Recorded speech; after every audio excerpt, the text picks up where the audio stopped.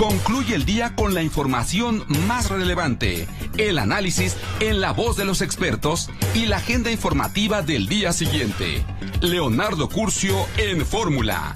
¡Comenzamos! Leonardo Curcio en Fórmula. Muy buenas noches, saludo con gran cariño al auditorio de Telefórmula, que en estos momentos se enlaza con los trabajos de esta emisión. Agradezco que nos sigan a través de la radio y por supuesto plataformas de internet. Lunes 6 de junio, una semana espléndida le deseo, pues ya pasaron las elecciones. En un momento más conversaremos con Lorenzo Córdoba, el consejero presidente del INE, para platicar de lo que ocurrió, de la participación ciudadana y de todo el modelo organizativo. En un instante abordaremos ese asunto. Fíjese que repunte de COVID en 20 estados, tanto que la Secretaría de Salud anuncia que va a actualizar nuevamente los reportes de incidencia. Cuídese mucho, use el cubrebocas y no se confíe. Yo creo que el tema merece, por supuesto, reflexión. Y no solo en México. Fíjese, por ejemplo, el presidente del Uruguay no va a Los Ángeles, a la Cumbre de las Américas, tiene COVID. Reportan también a Lula da Silva con COVID. Y como usted ya sabe, el presidente de la República no irá a Los Ángeles. Hoy lo ratificó. Culpó a varios grupos, entre otros a Bob Menéndez, de estar condicionando la política de Biden, no permitiéndole que avancen ciertas cosas. Dice que va a visitar a Biden en junio y por su parte Bob Menéndez dice es preocupante el apoyo de López Obrador a los dictadores. En más información viene otra caravana migrante. En un instante estaremos en Chiapas y le tendré, por supuesto, todo el detalle. CEPAL prevé que tendremos un incremento de la pobreza por la crisis que se está generando en el ámbito de los alimentos por cortesía de Vladimir Putin y la invasión rusa a Ucrania. Pues no solo millones de africanos están al borde precisamente de una crisis alimentaria, aquí en México también, la inflación y algunos problemas asociados a precisamente esta crisis están afectando el ingreso de los más pobres. Con los atentos saludos pues desde Moscú. Boris Johnson gana el voto de confianza literalmente por los pelos, permanece como primer ministro de Gran Bretaña, pero cada vez con más debilidad. Esto de tener un maximato no debe ser nada cómodo para el presidente Luis Arce. Ahora tiene un Evo Morales que bueno, pues no solamente mangonea parte de lo que es la política social, ya hoy directamente dijo: presidente, mantiene usted un ministro que no nos gusta, que no es popular, y además me han dicho que ciertas obras no están llegando de una región abiertamente, pues discute la autoridad del presidente. En más información, aquí en la capital, dos hechos relevantes. Por un lado, fíjese, el fin de semana leía a Salvador García Soto anunciando que Rafael Gómez Cruz, titular de Seduvi, tenía un expediente complicado ahí de acoso sexual. Finalmente lo han separado ya del cargo. El gobierno de Claudia Sheinbaum separa pues al titular de Seduvi de esa función. También aquí en la Ciudad de México es detenido un pedófilo de relevancia. Nelson N. ha sido detenido aquí en la Ciudad de México. En Puebla detienen a la expareja de Cecilia Monzón, tema por supuesto que tiene pues mucha relevancia. El INAI dice que Pemex debe informar sobre el financiamiento por la compra de Deer Park. Y bueno, pues en información económica, el consumo creció 0.7% en el último indicador mensual y la inversión creció 2.9%. Son los datos que dio a conocer el día de hoy el INEGI. El que sigue por los cielos, el petróleo de la mezcla mexicana, ligeramente arriba de los $112 el día de hoy. Vamos a hacer una breve pausa. Regresamos en un instante. Seguimos con la información. Ya estaba pues más o menos claro desde el fin de semana que anunciaron que Cuba no iría, que el presidente se mantendría por supuesto en la postura que ya había formulado y reiterado en varias ocasiones. Sara Pablo, vamos con tu crónica. Buenas noches. ¿Cómo estás, Leonardo? Muy buenas noches. Hoy finalmente el presidente López Obrador ya dio una respuesta. Dijo que sería el colmo asistir a la Cumbre de las Américas cuando se excluye a los países y se mantiene un bloqueo genocida contra Cuba. Fue así como justificó su ausencia y reveló que le mandó a decir a su homólogo estadounidense Joe Biden que lo visitará en la Casa Blanca el próximo mes. Consideró que Biden tomó esta decisión de no convocar a todas las naciones ante presiones internas, sobre todo de republicanos y de la comunidad cubana en Florida, que tiene mucha influencia. Dijo que actúan con odio y amenazan con llamar a no votar por cierto partido, y ante esto pues Biden cedió a las presiones. Dijo que si la cumbre es un fracaso, pues será responsabilidad de estos grupos, no de él. No a la cumbre y un abrazo al presidente Biden. Yo lamento mucho no poderme encontrar con el presidente Biden porque lo considero un hombre bueno, pero está sometido a fuertes presiones. Le mandé decir al presidente Biden que lo voy a visitar. En julio voy a ir a ver a la Casa Blanca y quiero tratar con él el tema de la integración. Entiendo su situación, pero no acepto que nadie se sitúe por encima de los países. No acepto hegemonías, ni de China, ni de Rusia, ni de Estados Unidos. Y bueno, pues será entonces el canciller Ebrard quien encabece la delegación mexicana. El presidente adelantó que el día de mañana el propio Ebrard pues dará a conocer los temas concretamente que llevará a esta cumbre de las Américas, pero pues ya ha adelantado en otras ocasiones que se va a proponer la integración justamente de América en una especie de comunidad europea como se hizo, y bueno, pues que ahora lo van a proponer para que se pudiera esto concretar en el continente americano. Leonardo. Es mucha pieza. Leonardo. Lo que siempre he dicho. Sí, y se niegan. Esto de lo que es mucha pieza, a ver. Sí. A ver, ¿esto de lo que es mucha pieza tiene que ver con lo de la Unión Europea o es otro tema? Es otro tema ya, Leonardo. Te decía que, bueno, pues el presidente dijo que mañana Ebrard va justamente a dar los detalles de la agenda que va a llevar México como delegación en esta 9ª Cumbre de las Américas. El hecho es que pues habrá una reunión en Washington. Será la tercera vez que acude el presidente López Obrador a Washington a reunirse con el presidente de los Estados Unidos. Pero así de lo voy a ver como cuates y le voy a plantear el tema, o sea, no hay ningún evento particular, Sara. No sería una reunión bilateral. Ya después, entiendo, la Casa Blanca también confirmó este encuentro, una reunión en la que oficial, en la que participarían también las esposas de los presidentes de México y de Estados Unidos, pero no hay ninguna pues ningún motivo en especial. Suponemos que también en ese encuentro pues le plantearía la realización de la Cumbre de Líderes de América del Norte, que corresponde a México, su organización este año.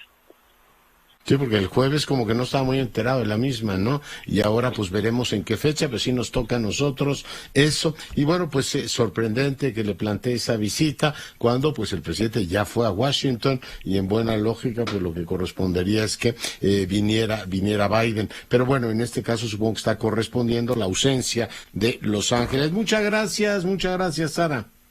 Hasta luego, buenas noches. Bueno, pues ahí lo tienen. Y bueno, doy ahora la más cordial bienvenida al consejero presidente del Instituto Nacional Electoral, Lorenzo Córdoba. Doctor, bienvenido. Hola, Leonardo, qué gusto de saludarte, un gusto de verte de nuevo. Nos acabamos de ver presencialmente, pero estar contigo y tu auditorio, un privilegio. El privilegio es todo mío. Presidente, se desplegó nuevamente este modelo mixto que tenemos en México con la participación del instituto que tú presides, el Instituto Nacional Electoral y las OPLES. Tu valoración, ¿cómo funciona? Bueno, yo creo que las elecciones son elecciones que, pese a las complejidades derivadas de la conflictividad social en algunos lugares en Oaxaca, las inconformidades derivadas de la falta de atención por el huracán Ágata en algunos municipios de ese estado y el contexto de violencia que lamentablemente aqueja algunas zonas del país, pues hoy tenemos no solo un saldo blanco, sino un saldo muy positivo.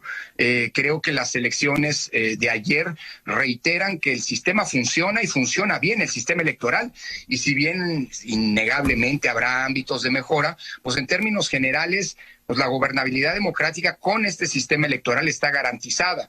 Creo que, bueno, mira, Leonardo, lo digo, pero como un dato objetivo para reflexionar sobre lo que hemos construido y esta pues, alianza que cada vez que hay elecciones se recrea entre el INE y la ciudadanía, que es la que realmente lleva las elecciones a buen puerto. Con las elecciones del día de ayer, las 8 elecciones, porque son las 6 de gobernador o de gubernatura, más las del Congreso local en Quintana Roo y las elecciones de ayuntamientos en Durango, alcanzamos en los últimos 8 años, desde que el IFE se convirtió en INE, la cifra de 330 elecciones organizadas, cuando en 23 años el IFE organizó 18 elecciones federales, y ninguna de estas 330 elecciones ha traído como consecuencia, algunas muy competidas sin lugar a dudas, algunas elecciones llegaron a ser anuladas luego de haber sido impugnadas al tribunal, pero ninguna trajo consigo una conflictividad postelectoral de relevancia, y más aún, con las alternancias que pues me parece faltan los cómputos distritales, los cómputos legales que comenzarán el miércoles, pero la claridad y la contundencia de los resultados preliminares pues nos arrojan 4 alternancias en las 6 elecciones de gubernatura, con lo cual llegamos a un índice que ronda el 70%, es decir, la alternancia es parte de la normalidad democrática y es este sistema electoral complejo, abigarrado, lleno de prohibiciones, sin duda, pero que funciona y funciona bien el que la ha permitido. Incluso yo te diría, desde el punto de vista de la organización, estamos muy satisfechos, no solamente porque en estas elecciones tuvimos un compromiso de la ciudadanía verdaderamente encomiable. Piensa tú que para las 150,000 plazas, digámoslo así, como funcionarias y funcionarios de casillas que necesitamos para operar los 21,000 centros de votación del día de ayer, tuvimos en un primer momento a casi 330,000 personas que habían aceptado ser funcionarios de casilla, es decir, un ejército democrático, ciudadano de reserva que permitía, que garantizaba que las elecciones llegaran a un buen puerto. Y además los sistemas funcionaron de manera excepcional. Una vez más, en este momento, Leonardo, los 6 PREPs, cerraron con el 100% de las actas capturadas. Esto no suele ocurrir. Y los PREPs se ubican perfectamente en medio de los rangos de votación que establecieron los conteos rápidos que ayer el grupo de científicos que trabaja para el INE ofreció y que, por cierto, fluyeron de una manera muy veloz. Antes de las 9 de la noche ya estábamos enterados de buena parte de hacia dónde iban las cosas. Por tanto, esta idea de que algunos sectores han impulsado que es prioritaria una reforma electoral y por otro lado estrangular presupuestalmente a los soples no es buena idea. Finalmente le dan buenas cuentas a los ciudadanos. Lorenzo. Absolutamente, Leonardo. Creo que ayer, mira, pese a las dificultades presupuestales, pero afortunadamente, a diferencia de lo que ocurrió con la revocación de mandato, que yo supongo que después de la sentencia de hace unos días de la Suprema Corte de Justicia no volverá a ocurrir, porque la Cámara de Diputados ahora tendrá que cumplir con la responsabilidad de justificar que el presupuesto que otorga al INE, y esto se puede traducir en el ámbito local a los soples, a los organismos públicos locales electorales, debe ser suficiente para cumplir con sus funciones. A pesar de ello, estas elecciones pues no tuvieron, digámoslo así, una complejidad en el sentido de no poder instalar el número de casillas, y creo que se ha demostrado, vuelvo a insistir, que el sistema funciona. ¿Es pertinente reformarlo? Pues mira, si hay reformas de ajuste que mejoren algunos ámbitos, pero que no reinventen el sistema, bienvenidas. Pero si no hay reformas, no nos va a pasar nada, Leonardo. La calidad con la que ayer organizamos elecciones y ha venido siendo la constante proceso electoral tras proceso electoral, se va a repetir en el 2024. Así que una reforma no es necesaria. Si es para mejorar, si es para resolver algunos problemas que hoy sin duda tiene el sistema electoral, bienvenida. Pero si es para reinventarlo, pues cuidado con tirar, como se dice coloquialmente, el agua sucia con el niño, ¿no? O como dicen los anglosajones, pues no lo arregles porque lo puedes descomponer, ¿no? Sí, sí. O como decían los antiguos, no trajines en día de fiesta. Si funcionan las cosas, mejor no las muevas. Oye, lo que sigue generando mucha conversación, y me encantaría escuchar a la autoridad reflexionar sobre esto, es la baja participación en algunas entidades. El caso de Oaxaca, el caso de Quintana Roo llama la atención. Son tradicionales, no sé bien, las penínsulas, también Baja California, vota poco. Hay como una sociología que explica este desánimo. Pero ¿qué lectura tiene el consejero presidente del INE de esta baja participación en algunas entidades federativas? Creo que la más alta fue Tamaulipas, Lorenzo.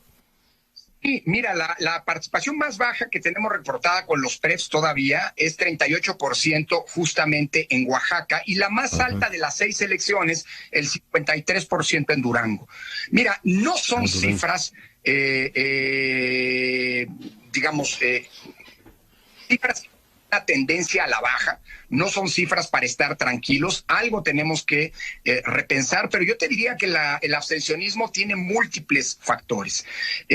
Por un lado, bueno, pues también hay que pensar que cuánto este escenario de polarización, de descalificación del contrario, es decir, este tipo de política que parece, pues, que es natural que se despliegue en las elecciones, pero parece haber ocupado todo el espectro, no aleja a la propia ciudadanía. Segundo punto, pues bueno, el INE hace el trabajo y pone las mesas de la mano de los órganos electorales y de la ciudadanía que decide ser funcionaria de casilla, pero la oferta política la plantean los partidos, los programas que ponen los partidos, siguiendo los distintos debates que se pusieron sobre la mesa, me da la impresión que mucho se centró una vez más en la descalificación del contrario y no necesariamente hacer una oferta política, digamos así, que le permitiera a las y los ciudadanos conocer, pues, las propuestas, las alternativas que estaban planteando. Y eso también evidentemente tiene impacto. Si atractivas, pues la gente no necesariamente también es un factor que puede incidir. Pero más allá de ello, Leonardo, yo creo que tampoco estamos en índices de participación, sí más bajos que el promedio, pero tampoco muy lejanos a los que son las elecciones locales.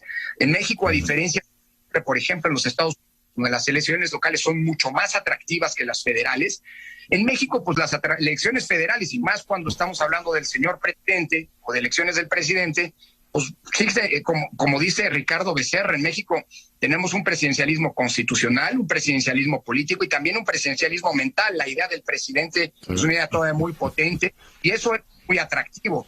Pero bueno, a ver, lo importante, digo yo, aunque hay que reflexionar sobre el abstencionismo, es el hecho de que a pesar de toda la narrativa de que las elecciones no servían y que constituyen un problema, se demuestra, Leonardo, que no es así. Y a pesar de todo ese contexto muy complejo en términos de seguridad, de económico, de inconformidad social, pues la gente sigue confiando con los índices de participación que tenemos, es cierto, pero sigue confiando en la vía electoral para resolver la disputa por el poder político de manera pacífica. Absolutamente. Oye, las pruebas piloto para ir modificando la forma en que votamos, que tiene muchas ventajas porque, bueno, pues nos permite revisarlo, todo el tema de la integridad, tiene muchas ventajas, pero hubo pruebas pilotos para ir a la urna electrónica. ¿Qué valoración tienes? ¿Cómo lo están viendo? Pues mira, Ricardo, ya pasamos de la etapa de que eran pruebas piloto. No es una votación masiva, acuérdate que la ley todavía prohíbe formalmente que la votación en México sea por vía electrónica, establece que es por vía manual, y sin embargo, gracias a que el Tribunal Electoral nos autorizó el uso de un número de casillas electrónicas, de boletas electrónicas o de urnas electrónicas, en un número de 100 casillas nada más en los 6 estados, 50 y 50 en Aguascalientes.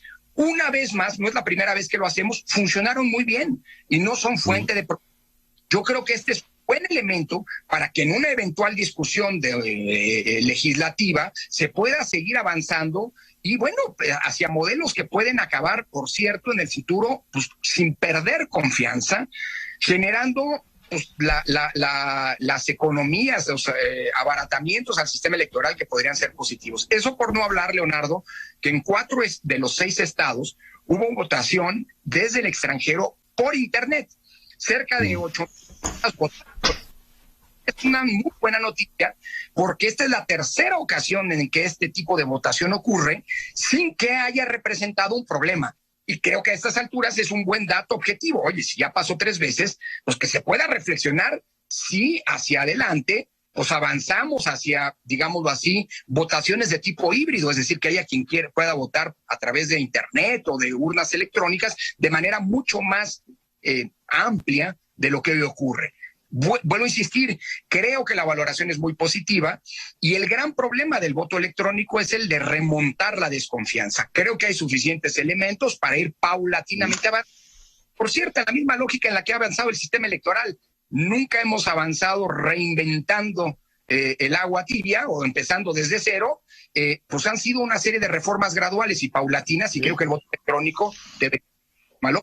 Aproximaciones sucesivas y también un aprendizaje a veces con sanciones. El año pasado hubo 2 candidatos que no pudieron efectivamente estar en la boleta porque no cumplieron con sus obligaciones, a pesar de que ellos minimizaron el tema, esto de ¿qué pasa que yo no cumpla con mis obligaciones ante la autoridad? Digo, si uno le dice eso al SAT, le va a decir, está usted multado. Bueno, al INE les digo, señor, no puede ser usted candidato. Ahora se portaron mejor, ¿no? No hubo nada, no hubo, digamos, sanciones de este tamaño. El sistema también va teniendo estos correctivos, Lorenzo. Exactamente, yo creo que sí, Leonardo. Mira, a todo el mundo le queda claro hoy que con ese tema, con este INE, no se juega, porque la ley es la de sentido, y sí venimos con ese cuento. La ley no la hizo el INE, la establecieron los legisladores, los partidos políticos, como resultado de un arreglo político en torno a las reglas del juego, a las que todos decidieron acogerse, someterse. Y el INE lo que le toca es aplicar esas reglas porque son de las que depende, digámoslo así, la recreación democrática en virtud de ese acuerdo, ese pacto que ahí está. Dicho eso, la verdad hay que reconocerle a todas las candidaturas que en esta ocasión sí cumplieron con las reglas de fiscalización, presentaron cuando hicieron precampaña sus informes. Los informes, pues como pueden tener observaciones, algunas sanciones, pero ninguna de la magnitud de lo que vimos el año pasado, y que es algo que, pues, que queda como efecto demostración, ¿no, Leonardo? Pues si se viola la ley, hay y la ley y sus consecuencias es una buena manera de inhibir conductas futuras. Todos aprendemos y espero que también aprendamos. Les toca a ustedes la fiscalización. Hay topes de campaña establecidos. Esa parte es la que viene ahora, Lorenzo. Exactamente, Leonardo. Aunque la verdad, un síntoma de cómo las elecciones trajeron buenos resultados es que más allá de la polémica que naturalmente hay el día después, en términos generales hay un reconocimiento de todos los actores políticos, y lo quiero decir aquí. He escuchado la verdad con sorpresa, pero con mucho agrado, esa expresión de Mario Delgado reconociendo el buen trabajo en la organización del INE y señalando, por supuesto, hombre, la postura de parte que es absolutamente normal, igual que el resto de las presidencias de los otros partidos. Dicho eso... Se quería convertir al INE en hospital, ahora ya está viendo su funcionalidad, ¿no? Pues digamos, pues sí, ¿qué te digo? Dicho eso, todavía no acaba la elección. De hecho, lo que hoy tenemos son resultados sí oficiales, porque los han emitido los órganos electorales, pero no definitivos, no son los resultados legales. El miércoles va con cómputo distrital, que es el cómputo legalmente válido, y a finales del mes de julio, el INE va a conocer de los dictámenes en donde se habrá hecho la fiscalización de las campañas.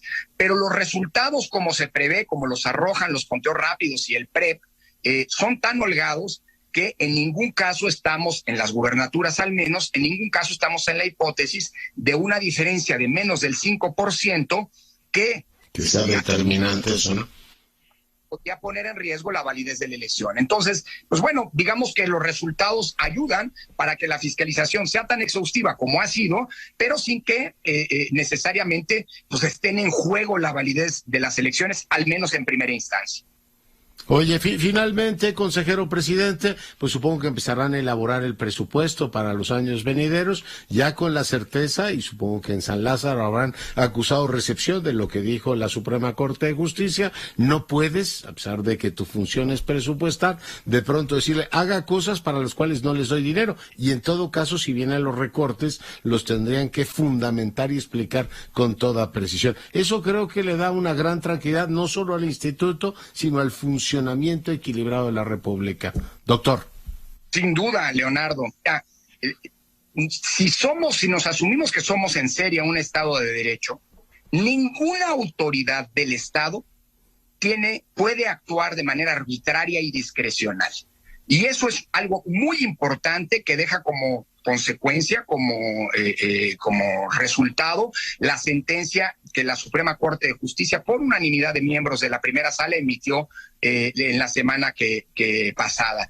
Y es que ahora, en efecto, si la Cámara de Diputados decide que el dinero que solicite el INE o cualquier otro órgano considerado autónomo es excesivo, pues podrá reducirlo siempre y cuando haga una motivación reforzada. ¿Esto qué quiere decir?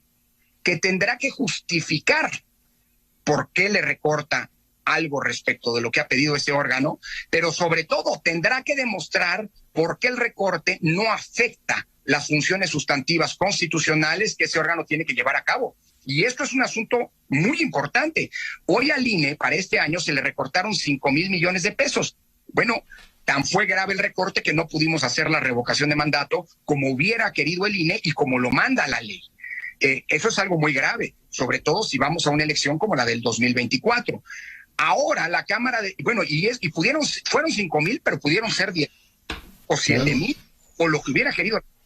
Entonces, creo que es muy importante ese precedente, porque ahora la Cámara de Diputados, nadie le niega su capacidad para decidir, pero sí van a tener que justificar las decisiones y demostrar por qué no ponen en riesgo el orden constitucional. Y esto es muy positivo, Leonardo, porque mira, en noviembre me toca a mí negociar el último presupuesto que me tocará negociar como presidente del INE, pero que no voy a ejercer porque yo termino mi mandato en abril. Pero el próximo año, en septiembre, en 2023, en septiembre, arranca el proceso electoral 2024, donde se renovará, entre otras, la presidencia de la República, y que va a ser la elección más grande de nuestra historia. Por eso es importantísimo el precedente hoy, porque hoy ya está la garantía de que si hay recortes tendrán que justificarse, y esa justificación es la mejor garantía de que no se va a poner en riesgo por un tema presupuestal, pues la elección democrática probablemente más importante de las que tenemos en el futuro, ¿no? Sí, claro. Oye, y además de este equilibrio, que es creo que muy sano para la República, es una clase pública de racionalidad, no fines y medios. ¿Quiere usted conseguir tales fines? Pues ponga usted los medios. Lo que no puede es tener elecciones y no gastar dinero en ellas. En fin, yo creo que es una clase de racionalidad para todos, fines y medios, incluso para los representantes de la nación. Consejero presidente, te agradezco mucho el tiempo que has estado esta noche con nosotros. Al contrario, Leonardo, como siempre es un privilegio y te abrazo con muchísimo afecto. Igualmente el doctor Córdoba, consejero presidente del INE, hoy haciendo una valoración de lo que ocurrió efectivamente el día de ayer. Y bueno, pues seguimos por supuesto con la información. Voy ahora con el diputado Salomón Chertorivsky. Salomón, buenas noches. Hola, querido Leonardo, te saludo con el gusto de siempre a ti y a tu auditorio. Y pues déjame continuar con el tema del que ya hablaba Lorenzo Córdoba, el consejero presidente del Instituto Nacional Electoral. Es el tema de hoy, es el tema del que hay que hablar o por lo menos tener algún comentario. Y además, déjame decirlo, ahora sí que como dirían los americanos, para que no haya dudas, déjame decir que soy diputado federal por Movimiento Ciudadano, que mi corazón está ahí, que participo en Movimiento Ciudadano, y desde esa trinchera es que quiero, si me lo permites, hacer mi comentario, Leonardo. Por favor. Mira, lo primero lo bueno, ¿no? Ya Lorenzo hablaba mucho de ello y yo creo que hay que reafirmarlo. Tenemos una institución que se dedica a realizar las elecciones de excelencia.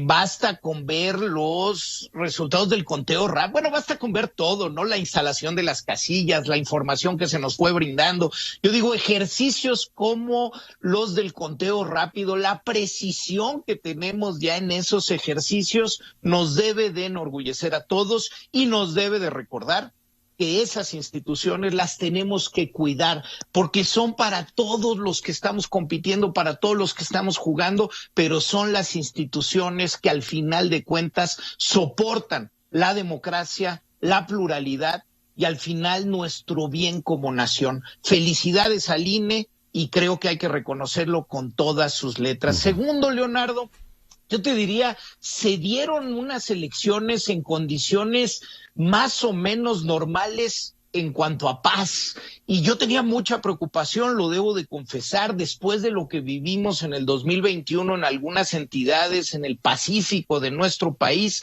Yo sí tenía preocupación de ver la intervención del crimen organizado también en estas elecciones, por los primeros reportes que tenemos, por lo que nos dicen quienes vivieron en los diferentes estados. Estas elecciones pareciera que se dieron con mayor tranquilidad, y creo que eso hay que decirlo.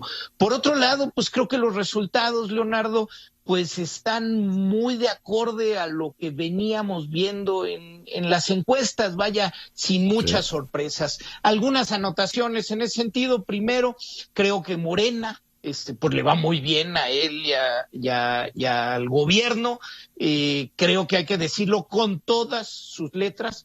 Hay no solo un abuso, sino es grosera la forma en la que el gobierno federal, abusando de sus recursos, de sus capacidades, participó en la elección. Digo, basta ver al gabinete volcado en la elección. En todas las entidades, así, en todas las entidades, Leonardo, gobernadores. Salomón, me va a sonar la campana. Vamos un momentito a la pausa y seguimos contigo. Estoy aquí. Seguimos la conversación con Salomón Chertorivsky. Salomón, nos decías de la presencia masiva del gabinete durante las campañas, del gabinete federal durante las campañas en las entidades. Adelante. En efecto, Leonardo, creo que el partido en el gobierno y el gobierno, aún con ese exceso de recursos, aún con todo, y pues bueno, ya se tendrá que ver si hay denuncias al respecto y los órganos jurisdiccionales tendrán que dirimir, pero hay que decirlo, pues ganan, siguen creciendo, por lo menos Morena. Porque hay que decirlo también, los partidos que van coaligados con Morena, tanto el PT como el Verde Ecologista, pierden 1 en 2 y 1 en 3 estados de los que ayer se compitieron, perdieron su registro. Es decir, también esos partidos pequeños en esa coalición ya les empezó a costar. En el caso de Morena, Leonardo, yo creo que hay que decirlo, llegó muy probablemente ya a su tope electoral. Lo que sigue para ellos va a ser estar a la defensiva. Ya no son opción de cambio porque ya son gobierno mayoritariamente en el país, y lo que ahora es que tendrán que empezar a defender sus resultados para seguir o no convenciendo al electorado. Entonces creo que lo que viene para Morena es verdaderamente hacia abajo, pero pues que no quepa la menor duda, pues el día de ayer ganan y se refrenda claro, pues el partido mayoritario. En el caso de la alianza, Leonardo, y déjame decirte, yo tengo enormes amigos, yo fui servidor público de gobiernos emanados de cada uno de los partidos que están en la alianza, pero me sorprende mucho que salgan festivos, que salgan a celebrar. Yo creo que la alianza ha mostrado pues que no funciona, porque por lo menos en los resultados electorales, pues lo que podemos ver es que de 15 gobernaturas que han competido como alianza desde que esta se formó, pues la mayoría la han perdido. El día de ayer empezaron gobernando 6 estados y terminaron solo gobernando o ganando en 2 de ellos. No me parece que sea para mucha celebración como se ha querido ver, pero bueno, yo les deseo éxito y que sigan. En el caso de Movimiento Ciudadano, insisto, con toda mi subjetividad, yo debo de decir que los resultados son positivos, no para echar campanas al vuelo de ninguna manera, pero eran 6 estados difíciles, y déjame decirte por qué difíciles.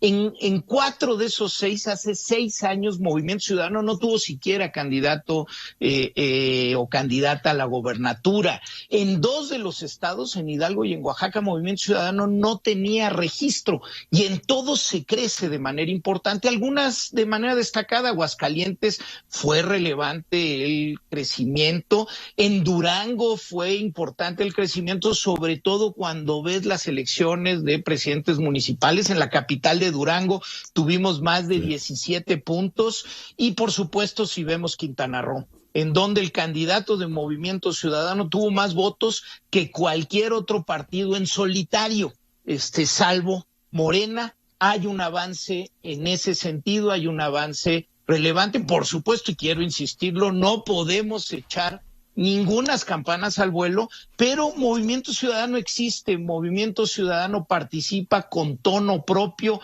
participa solo y participa mostrando que sí hay otra alternativa, una alternativa a la polarización, a dos bloques. Hay una alternativa que está tratando de atraer perfiles ciudadanos, que está construyendo con la ciudadanía, que está atrayendo a la juventud, y que de aquí al 2024 va a construir una verdadera posibilidad, una alternativa de cómo nuestro país puede ser mejor. Mucho que estudiar, mucho que analizar, mucho que revisar, pero a partir de ahora, estos 2 años, porque además déjame decirte, Leonardo, hoy Movimiento Ciudadano está mejor de lo que estaba Morena en 2016, es decir, mejor de lo que estaban 2 años antes de la elección presidencial que ganan. Así que tenemos 2 años para seguir construyendo la alternativa que puede realmente ofrecer una posibilidad de país diferente. En eso vamos a estar. Y siempre abiertos, Leonardo, siempre abiertos, porque en política y en la construcción de país, siempre el espacio para el diálogo, para escucharnos, para aprender, siempre debe de estar abierto. Muy bien, Salomón, pues muchas gracias por tu comentario. Estaremos platicando a lo largo de las próximas semanas de este y otros temas. Cuídate mucho. Al contrario, muchas gracias a ti, querido Leonardo, que sea bonita semana para todas y todos. Gracias. Y 2 cosas. Emilio Lozoya no ha cumplido con la reparación del daño, dice la Fiscalía General de la República, en los casos Overdrecht y agronitrogenados. En cuanto a la deuda fiscal por pago de impuestos, se encuentra en trámite y no tiene vinculación de ningún tipo con los casos anteriores. Bueno, pues esto es lo que dio a conocer la Fiscalía General de la República. Eduardo Borges, te saludo.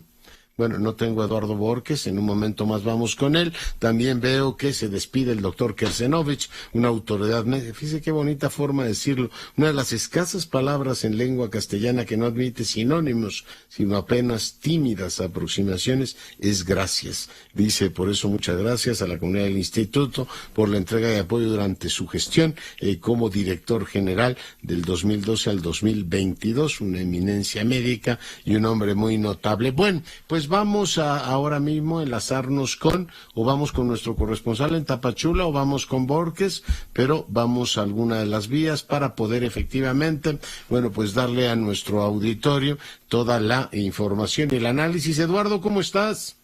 Con mucho gusto de saludarte, Leonardo. Buen lunes. ¿Tu lectura después de las elecciones? Mira, creo que se confirmaron los resultados que las encuestas ya avisoraban, ¿no? Varias encuestas habían marcado esta tendencia, que se iban a cerrar 2 procesos electorales, que 4 estaban con una amplia ventaja para Morena. Creo que estamos confirmando mucho de lo que se había dicho en las semanas anteriores. Y algo más que, Leonardo, creo que hay que decirlo, el INE es mucho más que aquella vieja metáfora del árbitro, ¿no? Que bueno, a mí me enseñaron mis maestros, ¿no? José Goldenberg, Jacqueline Pechard, ¿no? Que el INE, la autoridad electoral, era el árbitro de las elecciones. Yo creo que es mucho más, y creo que ayer se vio, es una estructura que permite a los ciudadanos participar activamente en el conteo de los votos, en las casillas. Es una estructura que nos permite hacernos a todos ciudadanos partícipes de los resultados electorales, en tanto estamos sentados ahí en compartiendo con otros, ¿no? el placer, ¿no? de organizar el proceso electoral, y también es una señal de estabilidad, ¿no? A mí me parece que se ha señalado ya, no soy la primera persona en decirlo, ¿no, Leonardo? Pero pues elecciones van y vienen desde aquel histórico Instituto Federal Electoral Ciudadano, ¿no? El Consejo Electoral. No es el primero, pero es la primera vez que me lo dice Eduardo Borges, y tu opinión para mí cuenta mucho. Oye, ¿mejoró un poquito el 3 de 3? ¿Mejoró un poquito el 3 de 3 o nos quedamos efectivamente con la toma de hace 15 días que platicamos? Mejoró subió a 44%, estábamos en 41% de los candidatos que la publicaron, y estábamos justamente revisando hace un rato, Leonardo, los datos.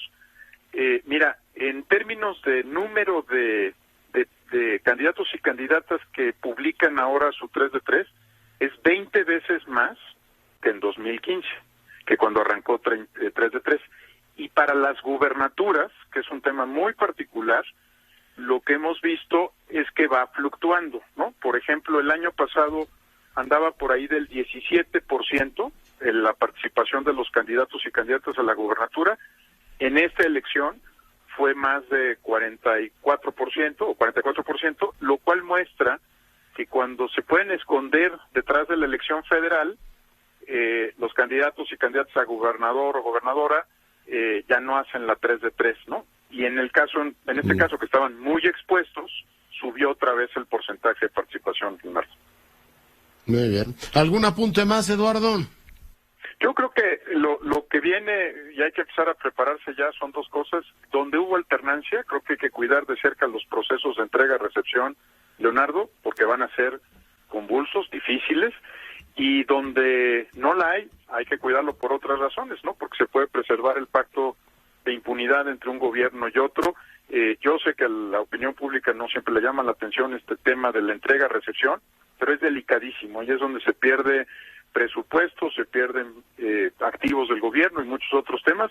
Ni modo, a lo que sigue, y ahora es prepararnos para la entrega-recepción en estos 6 estados. Muy bien, pues muchas gracias por tu comentario, te mando un abrazo y doy ahora la más cordial bienvenida al presidente nacional del PRI, Alejandro Moreno. Presidente, ¿cómo está? Buenas noches. Buenas noches, doctor Curcio, a sus órdenes. Gracias por poder platicar con su gran auditorio. Pues pedirle que le cuente al auditorio su valoración sobre lo que ocurrió ayer, la jornada electoral y los resultados. Bueno, tuvimos una jornada electoral por parte del Instituto Nacional Electoral, garantizando la apertura de casillas, lo que ocurrió durante la jornada electoral, pero lo importante es el reconocimiento a esta gran institución que está sólida para seguir contribuyendo a la organización de las elecciones con la participación de los ciudadanos. Segundo, Leonardo, te diría que a pesar de todo lo que hizo el gobierno de la... Se cortó la llamada con Alejandro Moreno, a ver si lo recuperamos y entramos en tiempo para que escuche usted la valoración. Ya escuchamos a César Cravioto, quiero decirle que pedimos a Mario Delgado, lamentablemente no pudo tomarnos la llamada, escuchamos a Santiago Krill, la valoración del PAN, hace un momento escuchamos también el comentario de Salomón Chertorivsky, de Movimiento Ciudadano, y queríamos, por supuesto, escuchar a Alejandro Moreno, presidente nacional del PRI. Saludos nuevamente, se nos cortó en el momento que hablabas del gobierno, ¿no? La forma, sí, en fin, ibas a hablar del gracias, gobierno federal. Doctor, gracias. No, lo que vimos fue una clara intromisión del gobierno de la República participando en las elecciones, con los servidores públicos, con una campaña brutal para atacar a la oposición.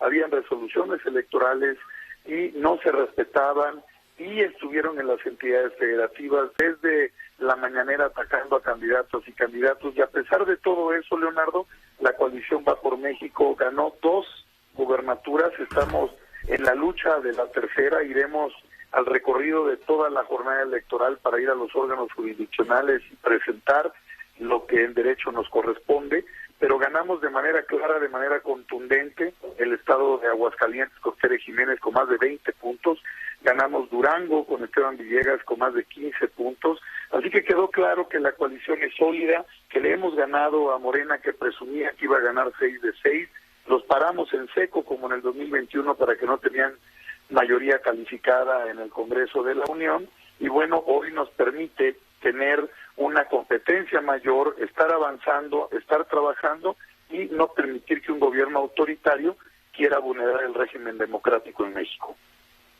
Ya, oiga, en el caso de Hidalgo y Oaxaca, ¿qué valoración tienen? Veo que Alejandro Murat tiene como tuit fijado la Guelaguetza, no parece que pues haya recibido un severo varapalo en su entidad, y el caso de Fallat, en fin, ¿qué opinión tiene sobre esas dos entidades, presidente? Mira, yo te diría que en el caso de Hidalgo tuvimos una candidata, Carolina Vigiano, que hizo una extraordinaria campaña, recorriendo los municipios, una campaña de propuestas, pero tristemente y lamentablemente, Leonardo, desde la mañanera 6 veces atacaron a nuestra candidata, estuvieron presentes los servidores públicos, la coacción del voto, la presión, una elección de Estado, y bueno, pues contra eso, ¿cómo podemos competir?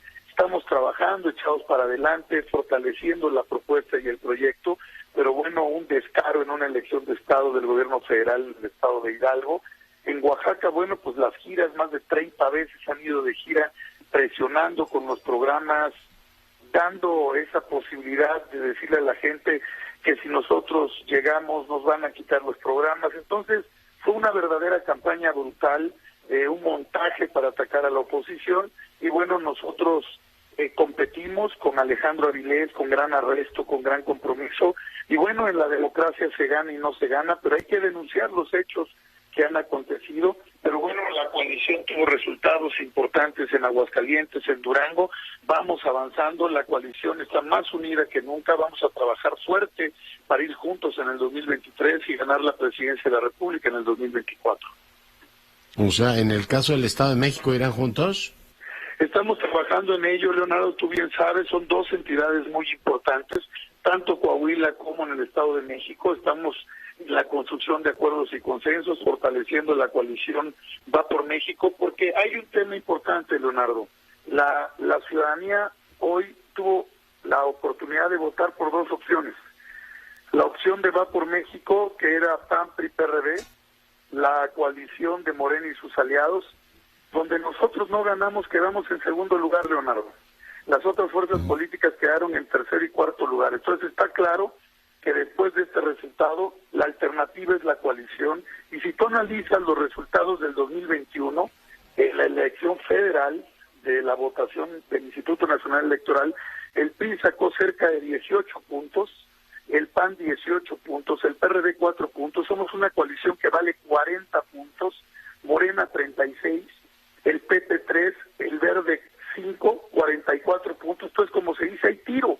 44-40 para la coalición, para una competencia clara, con 7 puntos de Movimiento Ciudadano. Entonces, si tú sumas toda la coalición, que se diera un frente amplio, estamos 47-44. Por eso el gobierno está desesperado y Morena no sabe qué hacer para dividir a la oposición, ataca a los opositores, porque sabe que si divide a la oposición, se van a instaurar en el 2024 y van a dejar no solo en la calle... Lo que ocurrió en Quintana Roo, Alejandro. Lo que ocurrió en Quintana Roo. Claro, lograron lo más importante hoy con todo el aparato del Estado, como te decía Leonardo, pues cómo compites, no había representación de casillas en muchas regiones, por ejemplo en Tamaulipas, entonces fue un ataque brutal, pero vamos a seguir luchando, vamos a seguir trabajando, fortaleciendo la coalición. Oye, presidente, una pregunta ingenua, ¿te va a dar tregua ya Laida después de las elecciones o temes que siga efectivamente el bombardeo? Mira, yo no tengo temor de nada, yo soy una gente que no tiene que ocultar nada. Esto es lo que le pasa a los opositores en los regímenes autoritarios, represores que quieren ser una dictadura, Leonardo. Todo esto que ha iniciado el gobierno inició 8 semanas antes de la elección. ¿Y qué quisieron hacer? Esto es lo que le pasa, esto es lo que le hacemos a un dirigente opositor que se pone en contra del gobierno, que levanta la voz. Y esto es lo que le vamos a hacer a quien levante la voz. Entonces no lo vamos a permitir, no nos van a amedrentar, no nos van a echar para atrás, porque no podemos autocensurarnos. Y por ello lo más importante que está ocurriendo es que no puede ser posible que desde el gobierno de la República haya un ataque sistemático brutal contra la oposición, contra ustedes, los medios de comunicación, contra el empresariado, contra el INE, contra el PRI, contra los partidos políticos, contra quien piensa distinto. Pueden sacar todo lo que quieran, es una campaña de mentiras, es un montaje, quieren mancharnos, quieren desprestigiarnos para dividir a la oposición. Eso es ilegal, eso es inadmisible, que permitan que una autoridad siga haciendo eso, es inadmisible. Por eso ya los denunciamos ante la Fiscalía, ante el Instituto Nacional Electoral, y los vamos a denunciar de manera internacional porque es un gobierno represor, autoritario, que quiere aplicar una dictadura y no lo podemos permitir, no nos podemos quedar callados, Leonardo. Vamos a llegar tope hasta donde tope y no nos van a callar.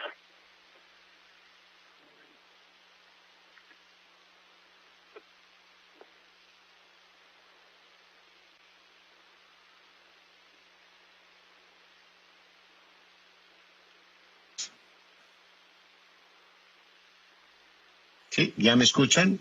Bueno, nos vamos ya rabiosamente feliz, Alejandro, muchas gracias. Gracias.